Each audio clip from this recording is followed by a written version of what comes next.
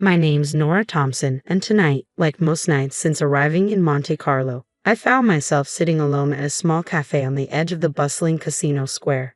It's a far cry from the luxurious life I grew up with, but after graduating from an elite college stateside, all I craved was a break from it all. My dad practically owns half the globe, hotels, tech firms, you name it. But I go by my mom's last name to keep things low-key, to dodge the vultures who circle anyone tied to my family. The evening breeze was starting to cool when he walked in. Daniel. He strolled into the cafe like he owned the place, or at least like he believed he did. Confidence rolled off him in waves, the kind that probably comes with wearing a suit that costs more than most people's monthly rent. Without asking, he pulled out the chair across from me and sat down, a cocky grin on his face. "Mind if I join you?" he finally asked, after already sitting. "Looks like you already did," I replied, barely glancing up from my coffee. He chuckled, smooth as silk. "I'm Daniel. And you are?" "Nora." I gave him a quick once-over. Not my usual type, too polished, too self-assured, but I had to admit, good-looking.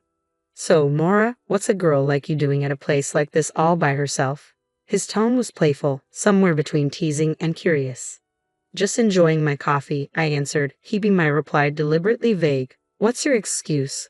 I could say business, but that'd be a lie. Let's just say I'm scouting for something interesting, and it looks like I found it. His gaze held steady, and I couldn't tell if I was amused or annoyed by his persistence. I raised an eyebrow. "Well, I hope the coffee meets your expectations." Daniel grinned. "Something tells me it already has." I wasn't here to make friends, or find a fling. I leaned back, ready to shut this down. "If you're running some kind of game, you're wasting your time. I don't fall for lines." His voice lowered slightly, a flicker of intrigue in his expression. "Who says I'm playing a game?" "Experience," I shot back. "You sit down uninvited, drop a line, and expect—" "What?" "A phone number. A date?" He leaned back, clearly entertained. "Tough. I like that, but no, I'm not fishing for a number. Just conversation. If it's too much, say the word, and I'll disappear." I studied him for a moment. Monte Carlo was stunning, but also lonely. A little conversation wouldn't hurt. "Fine," I said. "We can talk, but keep it light." To my surprise, the conversation flowed easily. He didn't pry, and I didn't feel the need to share anything personal. As the night deepened, I realized I was enjoying his company more than I expected. Daniel wasn't like the guys who tried to dazzle me with their wallets or family connections. He had the air of someone familiar with luxury but not defined by it. Eventually, it was time to leave. I stood, brushing off the cool night air. "Well, Daniel, this was unexpectedly pleasant." He gave me a slow grin. "Surprised yourself, huh?" "Maybe just a little. Good night, Daniel." As I walked back to my apartment, his words echoed in my mind. Monte Carlo was full of surprises, and perhaps tonight I had stumbled upon one. After that first encounter, my nights in Monte Carlo felt a little less solitary. Daniel had a knack for showing up wherever I was. Whether I was wandering the markets during the day or having a quiet dinner on my own, he'd always find me. Surprisingly, I didn't mind. He wasn't overbearing, just there. Persistent but never pushy, as if being around me was where he genuinely wanted to be. One evening, as I sat on a terrace watching the sun slip below the horizon, Daniel appeared once again, 2 coffees in hand. Without a word, he took a seat beside me, passing one of the cups over. I glanced at him, amused, assuming I wanted coffee. He gave me a lazy grin. I figured it was a safe bet. And somehow, it was. I teased, raising an eyebrow as he handed me a cup. "If I'm wrong, I'll drink both," he said with a grin. "Good guess, then," I replied, accepting the coffee. We sat in comfortable silence for a while, the rhythmic sound of waves filling the gaps between us. It felt strangely natural, as if words weren't necessary. "You never told me what you do back in the States." Daniel finally broke the quiet, his voice low and easy. I shrugged. "Didn't think it mattered. I work. Right now, I'm just enjoying not working." "Fair enough." He chuckled, his smile soft in the fading light. "But everyone's got a story, don't you think?" Over the next few days, we slipped into a comfortable rhythm. Daniel took me to parts of Monte Carlo I hadn't explored, hidden gardens, quaint little shops, and quiet beaches that tourists rarely found. We talked about everything and nothing: movies, books, favorite foods. He had a ridiculous passion for defending Daniel Craig as the best James Bond, while I was all about Sean Connery and the classics. One afternoon, as we walked along the beach, Daniel suddenly stopped and turned to me. There was a seriousness in his gaze I hadn't seen before.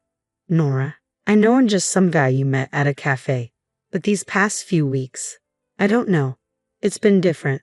Better, because of you. I stopped too, caught off guard. Feelings were the last thing I planned on dealing with here. Daniel, I like hanging out with you, I really do. But this is just a break for me. I'm not looking for complications. He nodded slowly, taking a breath. I get it. No pressure. Just know that I'm here. And I think you're pretty amazing. Days blurred into weeks, and before I knew it, my time in Monte Carlo was running out. Daniel and I started spending more time together, and what began as casual conversations evolved into late-night dinners and early morning breakfasts. It was the last thing I expected, falling for someone under the Mediterranean stars. Then, one evening, Daniel dropped a bombshell.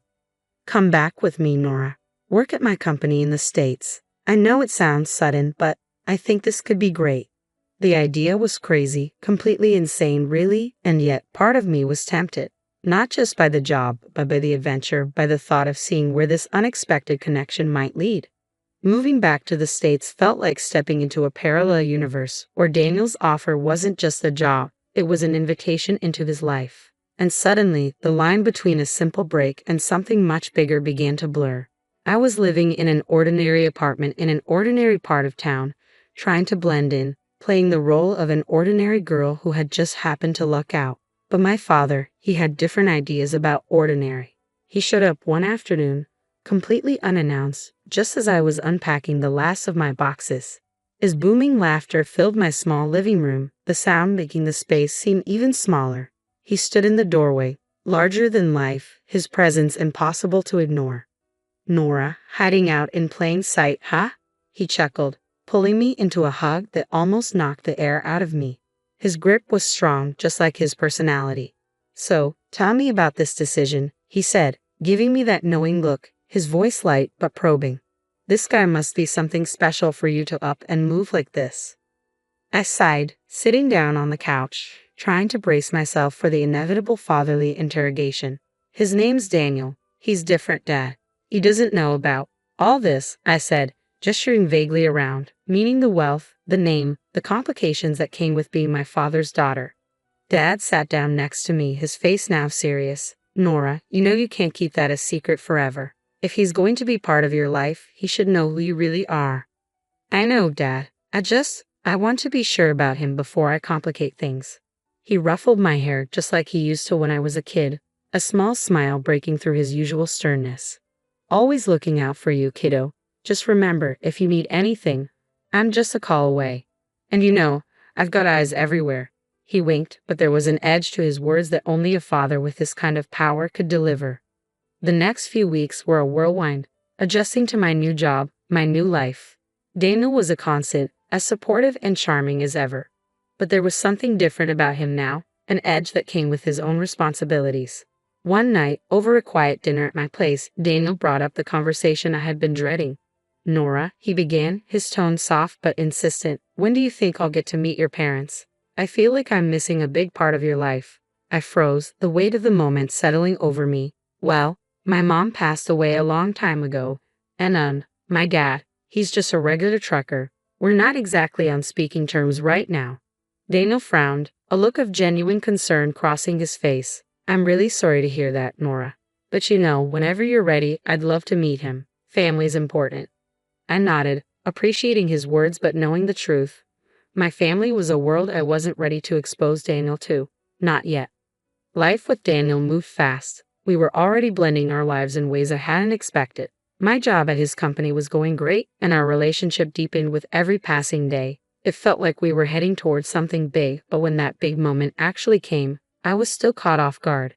It was a normal evening at his place, his upscale apartment with stunning views of the city skyline. We had just finished a casual dinner, nothing fancy, just takeout because neither of us felt like cooking.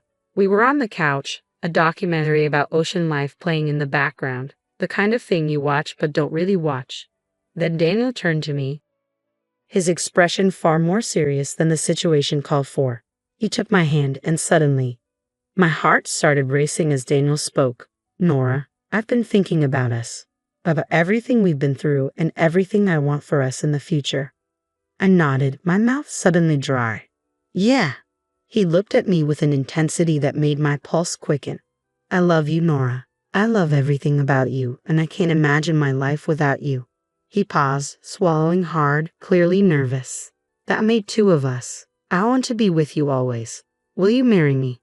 No grand gesture, no dramatic kneeling or a ring box reveal. Just Daniel, direct, honest, and so very him. It was simple, genuine, and all I ever needed.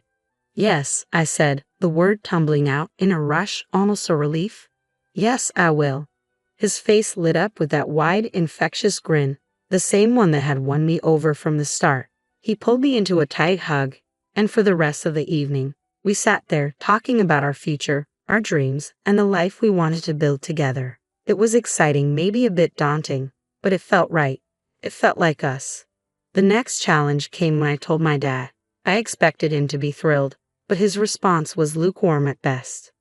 Nora, you know I want nothing but your happiness, but are you sure about this? It's all happening so fast, he said, his voice heavy with concern. I'm sure, Dad. He's a great guy, you'll see. I tried to sound more confident than I felt. He sighed, rubbing his forehead. All right, but promise me you'll sign a prenup, just to be safe. The word didn't scare me. It was just another part of the modern marriage package, especially when you had as much at stake as I did, even if Daniel didn't know the full extent of it. Of course, Dad. We'll handle it. Good, he said, nodding. And Nora, I won't be at the wedding. I don't want to spoil your story about being a simple girl. I knew he was protecting my privacy, but the thought of him not being there stung. Still, I understood. Then came the introduction to Daniel's mother, and it was far from warm. Her icy reception was palpable from the moment I stepped into their family home. Throughout dinner, she scrutinized me with a look that could freeze the room. Daniel, are you sure about this girl? She doesn't seem like a fit for our family, she said bluntly, her tone as cold as her gaze. Daniel tried to smooth things over, but his mother was relentless. A prenuptial agreement is non-negotiable, she insisted. I agreed without hesitation, knowing it would ease some tension. Absolutely, I wouldn't have it any other way, I said as we later formalized the terms with a lawyer present. Despite these hurdles, our wedding in the Maldives was breathtaking. Standing beside Daniel with the ocean whispering behind us and the sand beneath our feet, I felt a surge of hope. It was just us.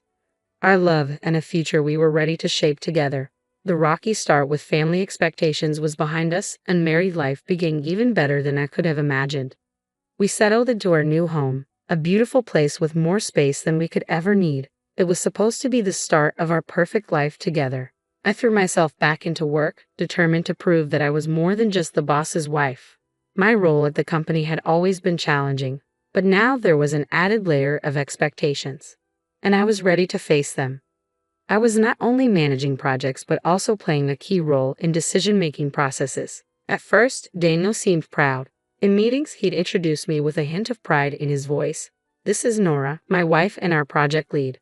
But as the months went by and the projects under my leadership started generating significant profits and boosting the company's profile, something shifted in Daniel. It was subtle at first. A comment here, a slight remark there. One evening over dinner, he finally brought it up. You're doing great at work. Too great, maybe.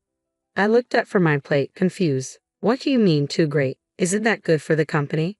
He sighed, pushing his food around with his fork.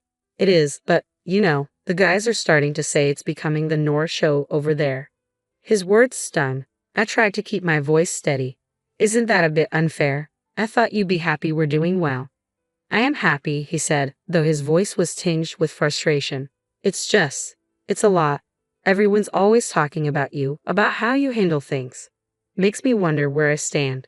That conversation was the first of many. The more the business grew, the more strain it seemed to put on our relationship. Daniel's initial support started to feel like thinly veiled resentment. I couldn't understand it. He was the one who had encouraged me to step up in the first place. So why now, when I was succeeding, did it feel like everything was falling apart? Things took a turn for the worse when his mother came to stay with us for a few weeks. She brought with her a set of old-world, traditional expectations that I had always tried to avoid. "You're always at the office, Nora. When do you have time to take care of your husband?" she would say in passing, her voice thick with judgment. I did my best to shrug off her remarks, telling myself it wasn't worth the fight, but every comment she made seemed to widen the growing rift between Daniel and me. No matter how much success I found at work, it seemed it only deepened the cracks in our marriage.